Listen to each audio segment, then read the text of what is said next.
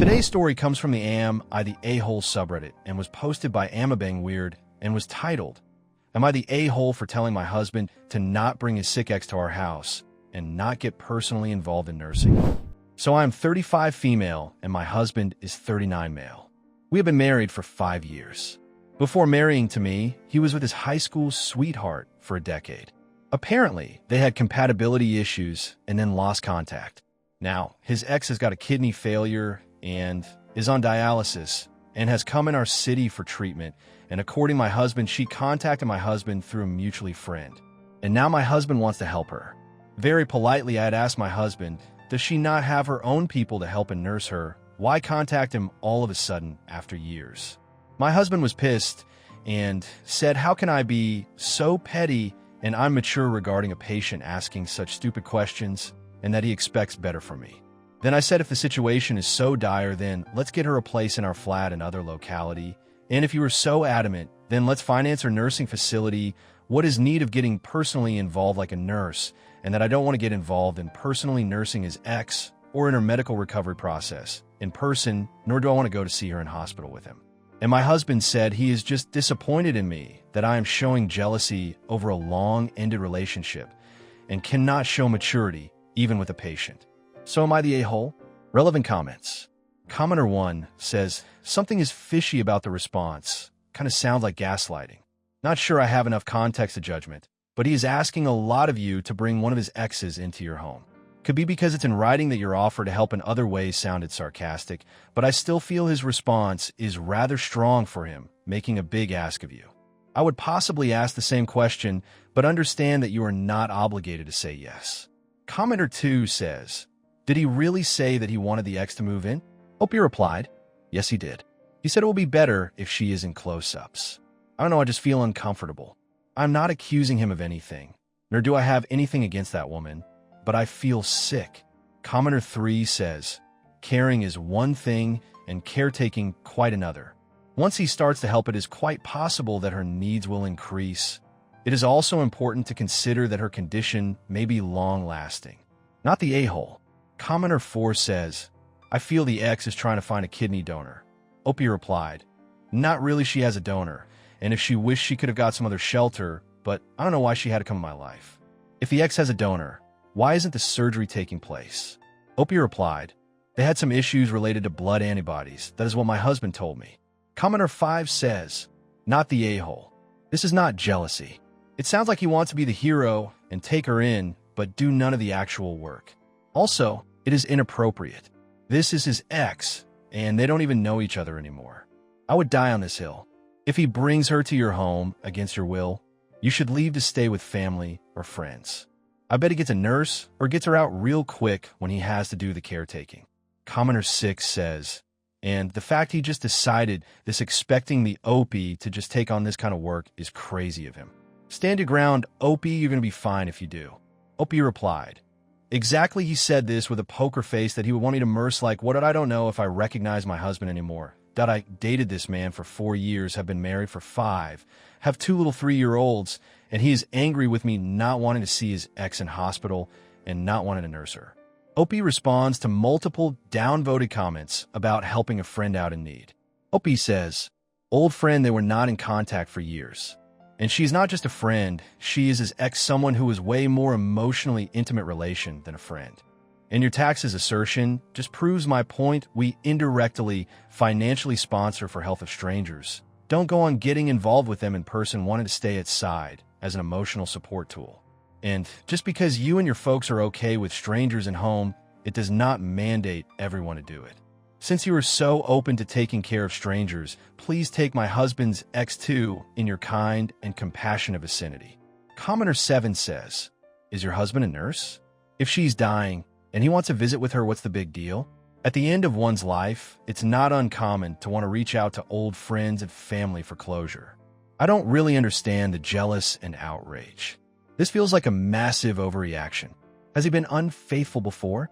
Opie replied, what kind of selfish and entitled demand it is to expect a married man to suddenly get involved in your mess, leaving everything behind. Being an emotional support tool Caretaking in person, when you're vulnerable, all these emotionally intimate things are exclusive to one spouse. I would have been outraged, even if it was a platonic female friend in picture, let alone an ex with whom one had sexual and emotional intimacy with. Do you want to play a third wheel in my own marriage? Commenter 8 says, is she asking for him to take care of her, or is she just checking in that she's in the area and he can stop by and visit? If she's asking you to put her up and give her a place to stay, inappropriate. If she's asking for a visit, you're overreacting. They were together for a decade. He'll always be family. Opie replied. She is asking him to take care of her in person. She expects him to be at her side during medical checkups. Is it not an outrageous demand? Where does this entitlement comes from? And the family bullshit. You don't become a family to someone after a decade-old no contact. When you have broken up things are done now, the other party does not owe you anything. If you were such an inseparable family, you should not have taken a divorce to begin with. And the most important thing, I'm not obliged to put up with this. She will always be a family. I have always preferred no contact and no mingling side. Update 1. I tried to have another conversation with my husband, and my parents are soon visiting my house. But I don't think we have made any progress. I talked pretty politely that it is very unfair to me and my boys. I have 2 3-year-old twins. That he is willing to be an emotional support tool to an ex and is so hell-bent to be at her side. Caring about acquaintances is a different thing, but issuing things like being an emotional support tool, caretaker, all this should be exclusive to one spouse. And issuing it to any third party, even if it is a platonic female friend, will be the foundation stone of an emotional affair, let alone issuing it to an ex. He told me that it is tragic that I don't trust him even after being together for 9 years. We dated for 4 years, have been married for 5, and accusing him of having an affair.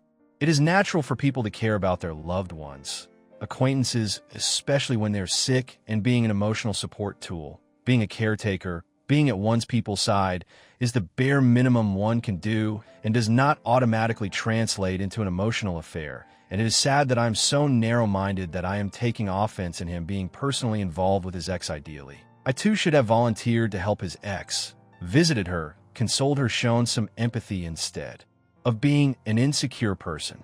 I said, I'm not negating the fact that we should help a sick person and we get nurses and doctors involved and assist financially, but you offering emotional intimacy to her does not go down my throat.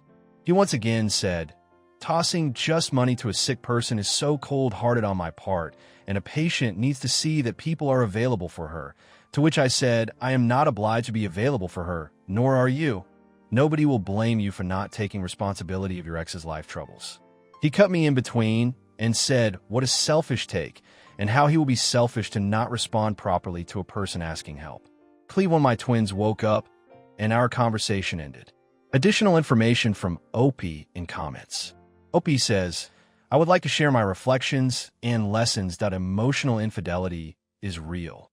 Do not let anyone convince you that being someone else's caretaker or emotional anchor is simply helping. When your partner begins to show up for someone else in ways that belong within your relationship, it becomes emotional cheating.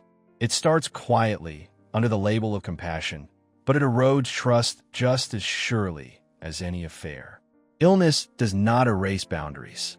I have sympathy for anyone who is unwell, but compassion does not mean allowing someone to disregard the limits of your marriage. Being sick does not make a person's motives pure, and pain does not grant them moral permission to cross into another person's life. And just because a person is ill, it does not mean their intentions are pure or they automatically become nice humans. You can be kind and still say no. I offered fair and humane alternatives, such as arranging professional nursing care and contributing financially. He wanted personal involvement, the kind that blurred emotional lines, and that was never acceptable. Refusing such involvement is not cruelty, it is clarity. Boundaries protect dignity. You can show empathy without surrendering your self-respect.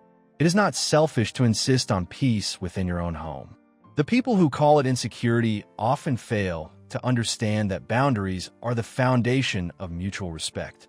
Affiliation with exes is a danger zone. No matter how many years have passed, feelings can resurface anytime. In fact, nostalgia and distance makes things way more of a slippery slope. In my case, it is 1 decade. You cannot stop cheaters from cheating, but you can save yourself from being a pawn who is being played. And the most important thing, people, please be financially independent and keep your financial affiliations as independent as possible. The only relief I have in this mess is that I earn a good amount of money and have side ventures that outside academia. I have a few side ventures that help keep me financially stable and mentally occupied. I co-own a small academic editing service with 2 colleagues from the department, where we review research papers and grant proposals for independent scholars. It started casually during the lockdown and now runs steadily, bringing in a decent secondary income. I also rent out a small studio flat. The rent covers most of the expenses related to my boys. My salary as a professor covers the essentials, but the side ventures keep me secure. They allow me to make decisions without fear of losing footing. That is the one thing this entire experience has reaffirmed. Independence is not only emotional, it is structural. Relevant comments. Commenter 1 says, I don't see this ending well at all. Opie replied, me too. I can sense myself getting divorced. Opie on drawing boundaries and providing financial help for the ex. Opie says, did you not read my post? I said if the situation is so dire we can get financial help issued from a distance. The only place I am drawing a line is personal involvement. Before marriage, I had told him that I prefer men who are in no contact with exes. I don't want those complications on table. He agreed to it. Yet, I am bending backward and am getting involved in things related to his ex. Couldn't he understand me a little bit too? Commenter 2 says, I understand that your finances are blended. Start unmixing them now. The fact is that this is an ex. They are an ex for a reason. And when you create a new family elsewhere, one thing that should not come between you is an ex. What he is doing is deflecting, trying to make you out to be a bad person for not destroying your family and taking care of somebody's ex. His assertion that you're terrible for not volunteering yourself as bullshit. That is him trying to change the subject and turn everything around on you. It's not appropriate. It is manipulated. It is coercive. And it is what people do who know they're fucking up. And you are right. You cannot be that close to an ex helping them through something so very personal and not become entangled on an emotional level. We are human beings. We have feelings and thoughts and emotions. And normally, we know enough to recognize that our feelings and emotions can lead us astray. The proximity can increase old feelings, even when we know that's not a good thing. He doesn't have to admit it for you to admit it. He's just trying to get you to admit that he's right and you're wrong, but you're not. So he is showing you where you stand. He is showing you that he will not even consider what you're saying, and instead, he will take anything you say, even if it is objectively reasonable, and try to make you out to be a terrible person, to try to induce guilt in you so that you just back off. Again, manipulated behavior. If you have a spouse or a partner who loves you and they're telling you something, even if you don't want to hear it, you should at least consider it. In your case, you could consider what he said and throw it away immediately because you know it's trash. In his case, he doesn't want to hear that he's tearing his family apart. So again, he tries to make you out to be a terrible person. That alone is grounds for leaving the relationship as far as I'm concerned, because he is showing me who he is. He is showing me that he won't consider what I'm saying, that he won't consider my feelings, that he won't believe my lived experience as far as what our relationship is doing right now and what his actions are doing to me and our family. So you don't trust me? You don't believe me? And you're going to try to minimize everything? I don't stick around for that bullshit. I just don't. I don't have time or patience for it. Opie replied, a handful of our finances are blended, and I'm looking forward to disentangle them. But while it's happening in background, I will give my marriage a last try with the involvement of my parents. What's funny is that our house is entirely my property, not a joint asset, and he has the audacity to think he will relocate his ex in my home, which is mine in every sense. I earn more than my husband. I have been a way bigger contributor in every responsibility, be it financial or familial. Yet he cannot keep one boundary of mine. My gut says either he is having an affair or will have one very soon. though I have never mentioned it in person. Things are not looking good. Update 2. It has been 1 week since I first made that post here, and it feels as if centuries have passed in mere 7 days, that a lot has happened, and I feel kind of numb and dumbed up. So as most of you expected, my husband and I are getting divorced. His ex, who has kidney failure and is on dialysis, did not reach out only because she needed help. She reached out because she wanted him back. Her illness is real, but her intentions were not.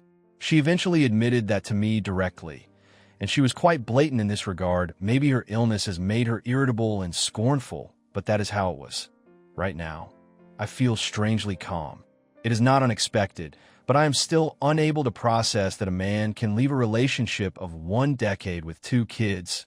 We dated for 4 years, have been married for 5, and have 2 twins who are 3-year-olds, like this, with zero visible regret. My parents are with me, helping me stay steady for my twin boys who just turned 3. They are too young to understand what is happening, but they keep me grounded. After everything came to light, my husband admitted that she was the one who ended their relationship years ago because she thought he lacked drive and stability. He never really got over her. Seeing her again, fragile, vulnerable, and remorseful, reopened old feelings he had never dealt with. And in my mind, I was like, jerk, you could have admitted it from day one instead of gaslighting me. But I guess I was just speechless there. I actually met her by coincidence 3 days ago.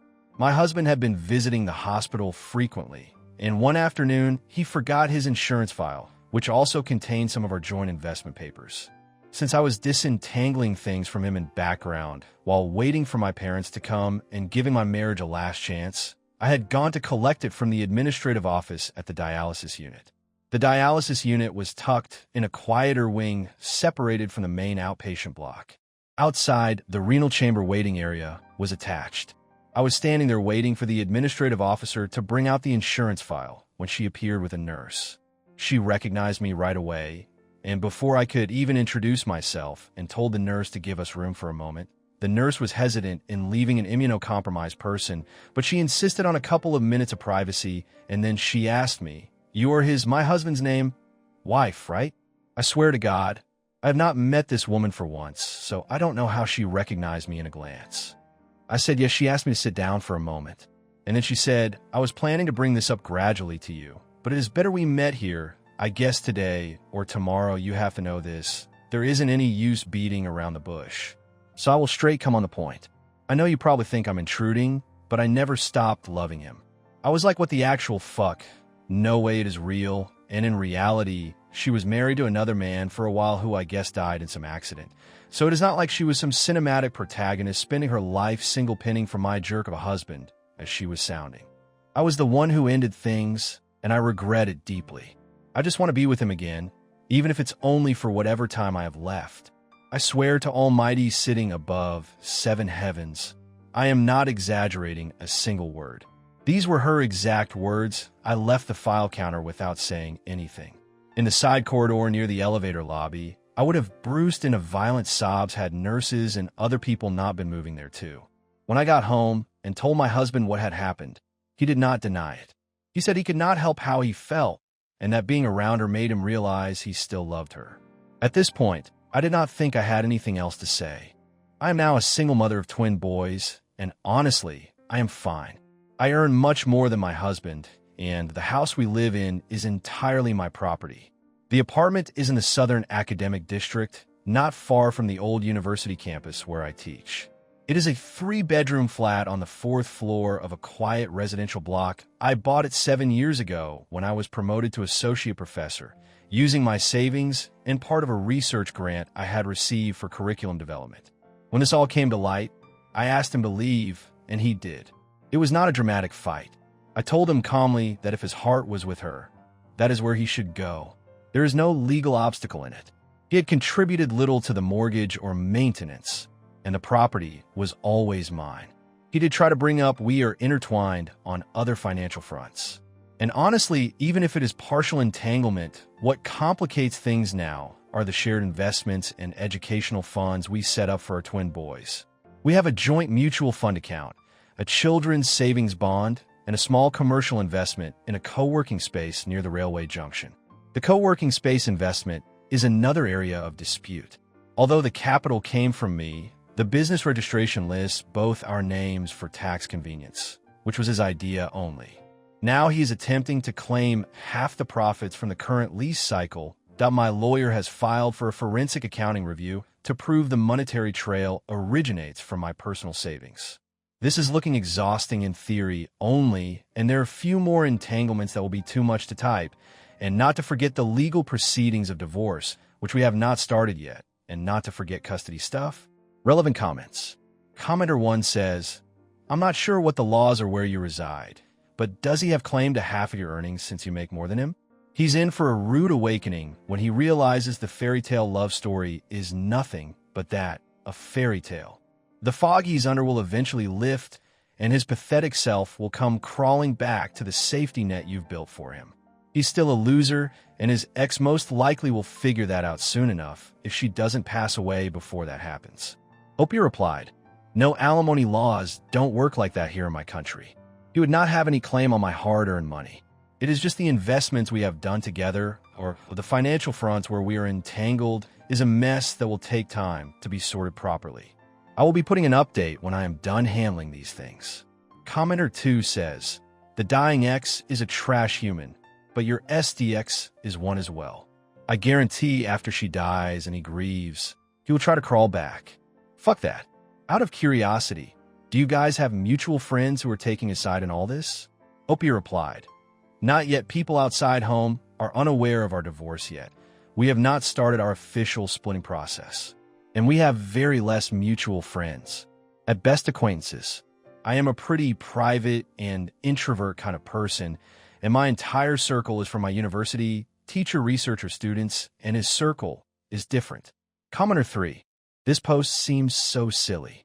Why would he go through a divorce and sever himself financially from a woman who makes more money than him and owns the home they live in just to nurse a sick woman who will die soon? Seems to me like he'd just lie and sneak around behind his wife's back to spend time with the ex until she's gone, then pretend it never happened. He's such a fool. Seriously, his friends and family should berate him for being a total idiot. Opie replied, Because he can claim on many of our joint investments as he is doing now, even though the capital came from me. And multiple people cheat after being married, after having kids. Why do they do that? Please go and ask them the question. If you get the answer, please tell it to me. Because I too am trying to figure out why. Why on earth will a man cheat and cheat like that with zero visible regrets after being together for 1 decade? Why would he not think of my kids even? I did everything one can do as a spouse and a partner. Always bore the bigger part of familial and financial responsibilities, the why. I filed for divorce today, and I feel strangely calm but hollow. I filed for divorce today. Dated for 4 years. 5 years of marriage, twin boys who were 3, and a husband who decided to go back to his ex. She came back into his life because of a medical issue, and he turned into her caretaker. I drew boundaries. He called me insecure. Now it's over. I'm a professor, and I earn well. My house is in my name, so at least that's clear. But the rest is tangled. There's a small joint property near a railway station and some mutual funds for the kids' education that both our names are on. It's exhausting sorting through all of it. I'm not falling apart. I'm functioning, working, raising my boys, but it's lonely. I've never been the kind of person who keeps a big circle of friends, and right now, that silence feels heavier than usual. My parents are here, but they are with kids right now, and how much can I burden them with my emotional turmoil? Just wanted to vent it somewhere. Update 3. It has been around 8 months since my last update, and I honestly never expected to post here again. A few days ago, I learned through mutual friends that his ex passed away. I have not spoken to him like long conversation or something like that since I filed the divorce, so I don't know how he is doing, and I don't intend to find out either. We had legal conflicts over shared financials, but it was more or less handled through solicitors. So our personal interaction is almost nil. Earlier he used to check on kids, but we did not use to talk. He has stopped checking on kids for quite a while. Life has settled into a new routine. My focus is on raising my sons and moving forward.